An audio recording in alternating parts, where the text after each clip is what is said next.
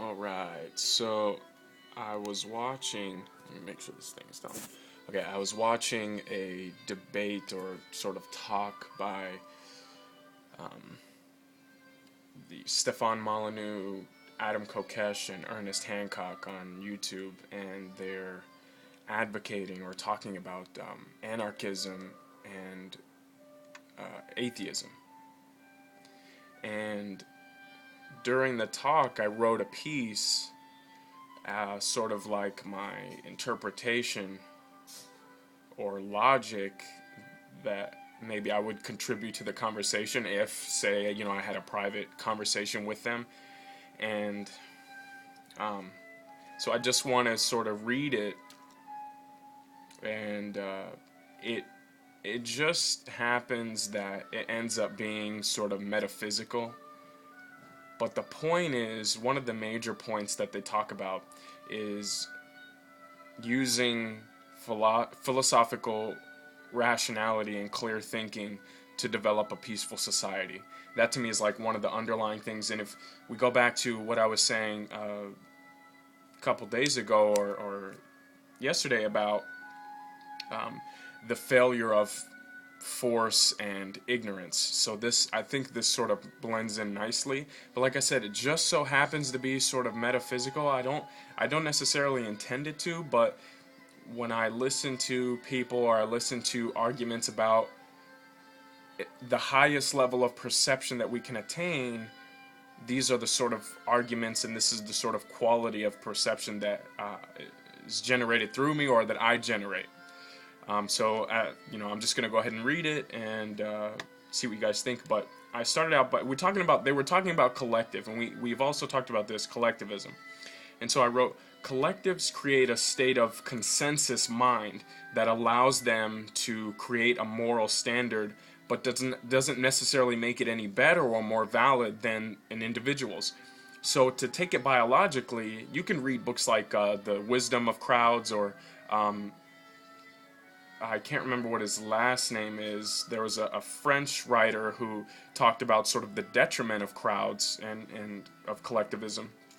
And you can see in a military group or any sort of gathering that the state of mind changes because there's a physical connection between us. So the quality of a herd is different from an individual because of to me, electromagnetic power. I mean, it's a variation in the hierarchy of power, and that goes into biology. And that was the second part. I said, it merely allows a principle or a hierarchy of higher power, which is physical, and many times it's the use of coercion or force to fulfill, the agenda of the crowd, especially in a military setting, right?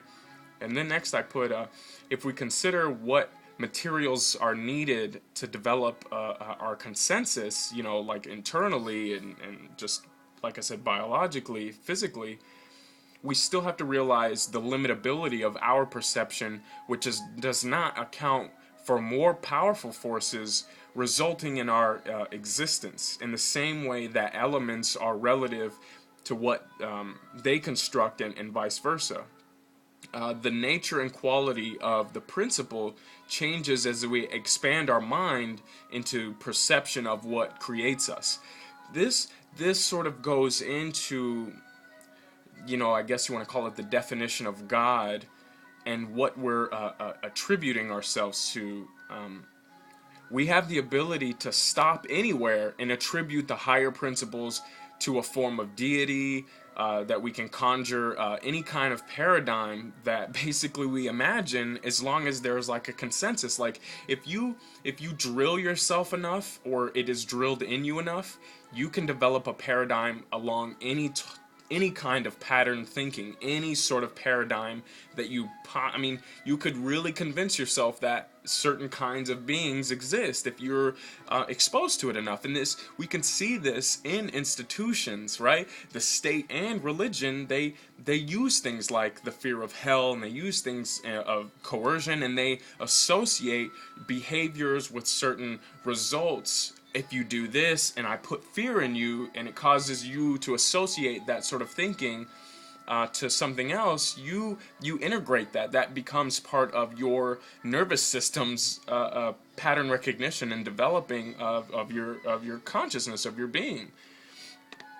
The quality of our state of mind is partially defined by the patterns of our nervous system, which is basically what I was just saying, contriving such states which majorly are influenced by our environments. All matter is vibrating at various frequencies in order to be visible and materially present in our perception.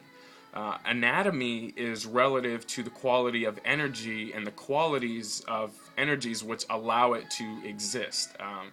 See, it's sort of like really abstract, but I'm just saying, the like a vibration of an atom is subtle to where you can't see it, right? But a collective electrical expression is more visible because there's just more energy present in there.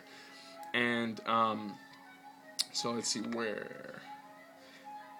But I asked the question, where does it stop and start? So this once again points to God. Where does it stop and start that we're affiliating ourselves with in terms of energy, which it causes an expression in our nervous system.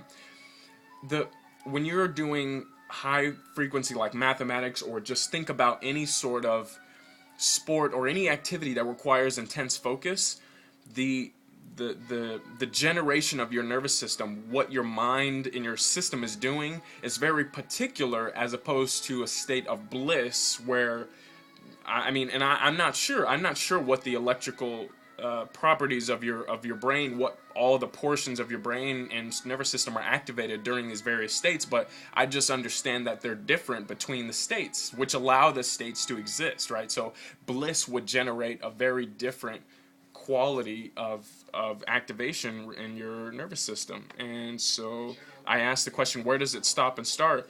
And that the major idea behind a deity is how far you can take your mind into awareness as to what is contriving the principles of reality, where that you're encountering from moment to moment, right?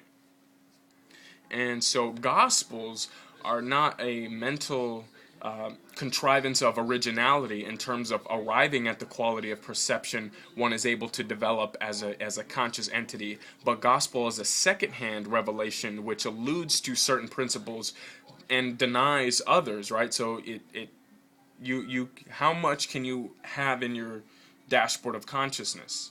And those who are required to constantly return to the gospel to heighten their perception are doing so to recreate a certain pattern of perception which generated by the program of it, right?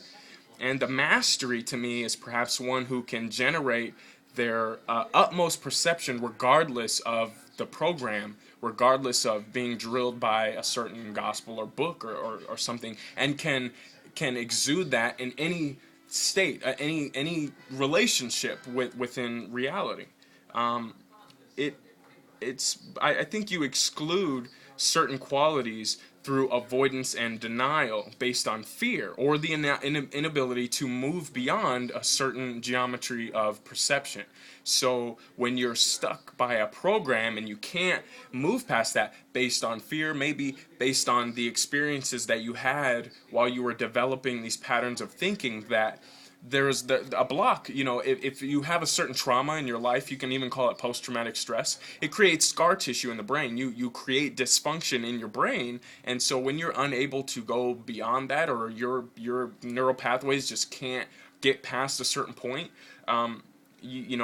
that's like you're generating like an anxiety, a sense of denial and avoidance of.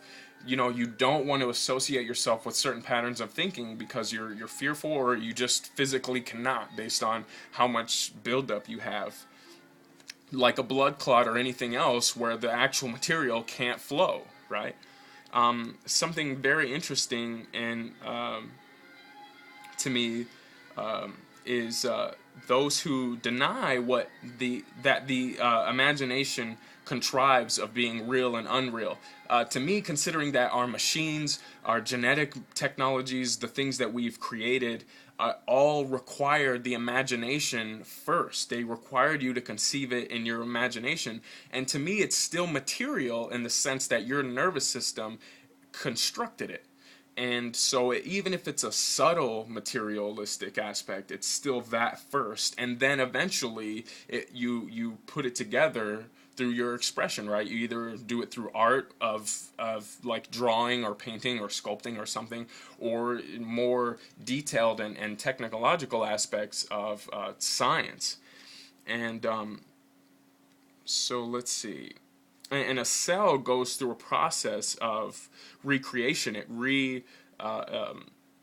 What's the word? It procreates itself, eventually developing in larger and larger entities. Your cells do this to your organs, which to your nervous system, bones, and all this. And so it's arrogant to say to me what can and can't be contrived when the quality of nature, the existence of such dynamic properties of life, required imaginative-like qualities. I mean, all the diversity you see in everything that exists requires some sort of imagination, which makes sense in the sense of us being, in our imagination, therefore being an end result in this. And let's see if I missed anything else. And to me, I also wanted to say that surrendering to certain programs to me is like an anatomical lazy effect of like a homeostasis. In order to relinquish control into the program of assimilating patterns and perspectives, but it's not adequate to the consistent changes of reality. So that's really stupidly abstract. So what I basically mean to say is the same to relinquishing your power to the state. If you're intellectually lazy and you don't want to put yourself in that uncomfortableness of of the unknown, right, then you relinquish and you delegate your responsibilities to a body that does all the work for you. They put this book in front of you and said, this is the truth, and you say, okay, I'm just going to relinquish my ability to reason and think or whatever to this, and then I just preach whatever the program says without really trying to understand whether the arguments are consistent or not, and especially cross-referencing them with other aspects of reality. And so what is the conclusion is that you can put together let me make sure time. All right, cool. You can put together any sort of frame of reference that you could ever dream of. I mean, you can do it. And what is the pattern of its reality? Is it just inherent in your nervous system?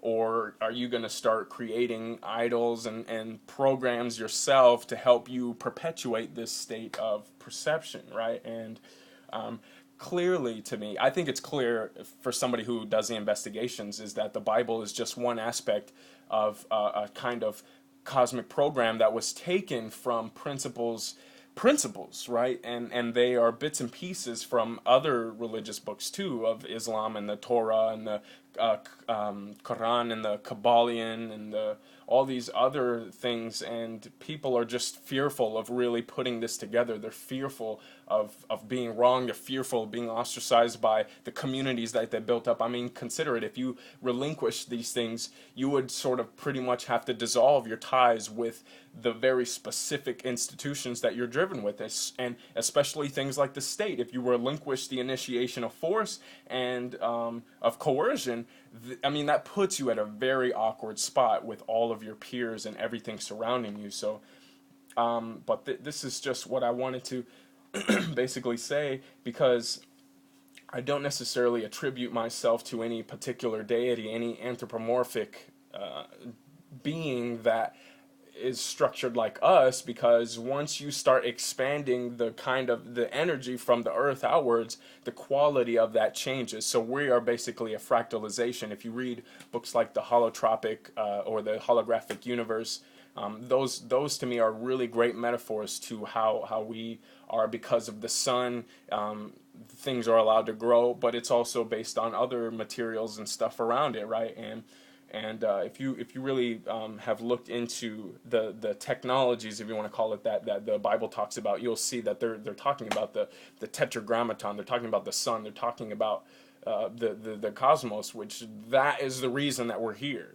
I mean, you can just, like I said, give it any sort of label that you want, but it's a matter of your patterns, and then at what points do you have blockages and association variances, and so on and so forth.